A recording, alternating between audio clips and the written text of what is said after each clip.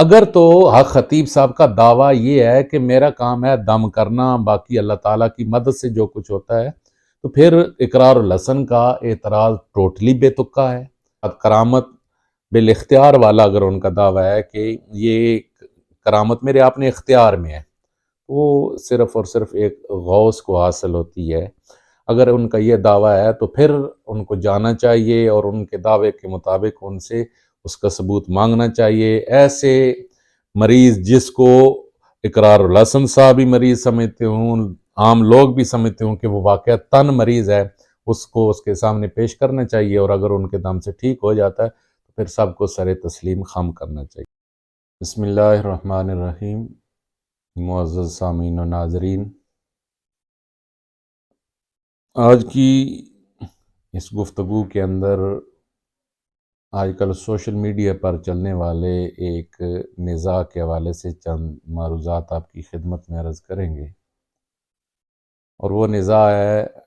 ایک معروف اینکر اقرار الحسن صاحب اور معروف پیر جناب حق خطیب صاحب، ان کے معاملات کے وہ ایک لمبے عرصے سے ایک بڑے آستانے سے متعلق معروف پیر صاحب ہیں حق خطیب صاحب، وہ ان کا دم، ان کا تعویذ وغیرہ جو ہے وہ تقریباً بالخصوص پنجاب میں اور بالعموم پوری دنیا کے اندر مشہور ہے۔ بہت ساری بیماریوں والے لوگ آتے ہیں، دم کرتے ہیں، اور بظاہر ویڈیو کے اندر وہ چیزیں اس انداز میں دکھائی جاتی ہیں کہ ان کے دم کی وجہ سے ایک بڑا بیمار جو ہے وہ ٹھیک ہو گیا، ایک نہ چل سکنے والا جو آدمی ہے وہ چلنے پھرنے لگے۔ اس طرح کی چیزیں گاہے بگاہے میڈیا کی زینت بنتی رہتی ہیں۔ چند دن پہلے اقرار الحسن صاحب نے ان کے جو روٹین میں چلنے والے معمولات ہیں ان پر اعتراض کیا، اور انہوں نے کہا کہ یہ سب ڈھونگ ہے، تماشا ہے، شوف ہے، مطلب اس چیز پر، اور انہوں نے بنیاد یہ بنائی ہے کہ اس طرح کے عمل یہ شعبدہ بازی ہیں، اور اس طرح کے عمل میں بھی کر سکتا ہوں۔ میں ان کے ذاتی معاملات میں نہ خطیب صاحب کے ذاتی معاملات میں پڑھنا چاہوں گا اور نہ ہی اقرار الحسن صاحب کے معاملات میں پڑھنا چاہوں گا، لیکن اس حوالے سے شریعت کیا کہتی ہے، دین اسلام کی تعلیمات کیا ہیں، اس حوالے سے چند گزارشات۔ ایک بنیادی بات، چونکہ اس سارے نزاع کے نتیجے کے اندر جو ایک کرامت ہے اور جو بزرگان دین کا طریقہ کار ہے اس پر عمومی طور پر ایک اعتراض بن رہا ہے، تو اس لیے اس نقطہ نظر سے اس کی وضاحت جو ہے وہ ضروری ہے۔ بنیادی طور پر یہ بات یاد رکھ لیجئے کہ کرامت حق ہے۔ انبیاء کرام علیہ السلام کے علاوہ امت کے اولیاء کی طرف سے ایسی چیز کا ظہور جو اس کو عقل تسلیم نہ کرتی ہو، اس کا پایا جانا یہ حق ہے۔ قرآن مجید فرقان حمید کے اندر اس کی مثالیں موجود ہیں کہ اولیاء کرام کے لیے کرامت کا ظہور ہوا ہے، جس میں اصحاب کہف کا واقعہ ہے، جس میں حضرت مریم سلام اللہ علیہا کا آپ کے حجرے کے اندر وہ سارے کے سارے اس رزق کا آنا، پھلوں کا آنا، پھر حضرت سلیمان علیہ السلام کی دربار اقدس کے اندر وہ حضرت آصف بن برخیہ کے جتنے معاملات ہیں تخت بلقیس کو لانے کے متعلق جن کو قرآن نے بیان کی، تو اس کا مطلب یہ ہوا ہے کہ جس چیز کو عقل تسلیم نہیں کرتی، کیا اس کا ظہور کسی غیر نبی سے ہو سکتا ہے؟ تو یہ قرآن مجید فرقان حمید کی تعلیمات سے سبب۔ اب رہا مطلوبہ جو نقطہ نظر ہے، مطلوبہ نقطہ نظر یہ ہے کہ حق خطیب صاحب کا اگر تو یہ دعویٰ ہے کہ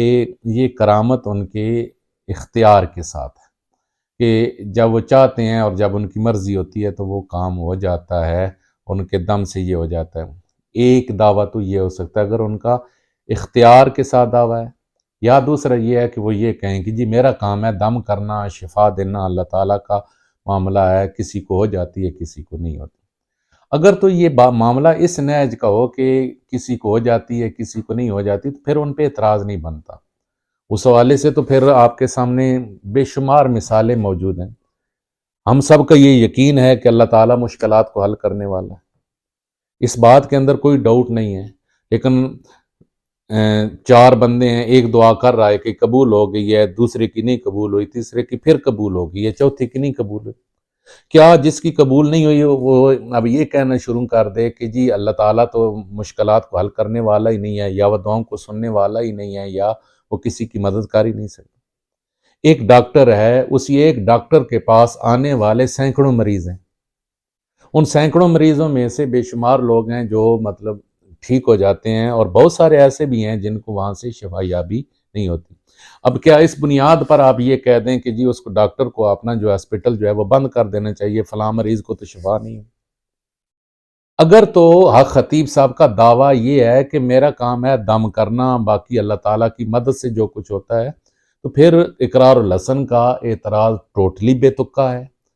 بالکل وہ دین اسلام کے طریقہ کار کے خلاف ہے۔ وہ دم کرتے ہیں کہ کوئی ٹھیک ہو جاتا ہے، کوئی ٹھیک نہیں ہوتا۔ ہاں البتہ اگر ان کا دعویٰ یہ ہے کہ یہ میرے اختیار کے ساتھ ہے، جس کو میں چاہوں اس کو میں ٹھیک کر دوں، جس کو نہ چاہوں مطلب نہ ٹھیک کروں، اختیار کے ساتھ کرامت بالاختیار والا اگر ان کا دعویٰ ہے کہ یہ کرامت میرے اپنے اختیار میں ہے، وہ صرف اور صرف ایک غوث کو حاصل ہوتی ہے۔ اگر ان کا یہ دعویٰ ہے تو پھر ان کو جانا چاہیے اور ان کے دعوے کے مطابق ان سے اس کا ثبوت مانگنا چاہیے۔ ایسے مریض جس کو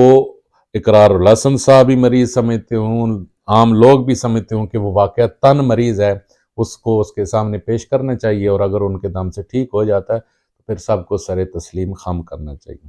لیکن اگر ٹھیک نہیں ہوتا، اب یہ بات ٹوٹلی اس طرح کی کہہ دینا کہ یہ سینکڑوں جو لوگ آ رہے ہیں یا سینکڑوں لوگ دم کرانے کے بعد جو اپنی چیزیں بیان کر رہے ہیں، یہ سب جو ہے ڈھنگوسلہ ہے یا اس طرح کی چیزیں، یہ بات غیر مناسب نظر آتی ہے۔ ہمارے جاننے والے بھی بہت سارے ایسے لوگ ہیں جو معتبر ذرائع سے بھی بتلاتے ہیں کہ اگلے دن مفتی حنیف قریشی صاحب سے ملاقات، انہوں نے کہا جی ہمارا ایک اپنا فاضل ہے، سید زادہ ہے، اس کی بہن جو ہے وہ بالکل سٹریچر پہ تھی، اس نے ہم سے کچھ ہیلپ چاہی، میں نے ہیلپ بھی کی جو ہم سے ممکن تھی، تو وہ بتلا رہے تھے کہ وہ اب لے کر گیا، اس کا میں نے اپنا خود اس کا ویڈیو وہ بیان دیکھا کہ وہ وہاں پر لے گیا دم کرانے، اور اس کی وہ سسٹر اس کے سامنے اٹھ کے چلنا شروع۔ اس طرح کے ریئلی معاملات بھی ہیں، لہٰذا ٹوٹل اس بنیاد پر دم والے معاملے کو مطلب ہے نظر انداز کر دینا یا اس کا مذاق اڑانا، اقرار الحسن صاحب کو اس جو باریک ایک نقطہ ہے اس پر انہیں ضرور غور و فکر کرنی چاہیے کہ ان کے اس معاملے کی وجہ سے کہیں ایک پورا کا پورا جو مسلک ہے، ایک پورا کا پورا طبقہ جو ہے، کہیں ان کی دل آزاری تو نہیں ہو رہی۔ ہاں جو بھی یہ بونڈ کرتا ہے، جو بھی اس طرح کے ڈرامے کرتا ہے، اس کو ضرور جو ہے انہیں جو ہے وہ منظر عام پر لانا چاہیے، لیکن یہ چیزیں پہلے انہیں کو دیکھنی چاہیے کہ کیا یہ چیز اس کی حقیقت کتنی ہے۔ تو دونوں طرف سے اگر کہیں سے زیادتی ہو رہی ہے تو وہ نہیں ہونی چاہیے۔ بہت شکریہ۔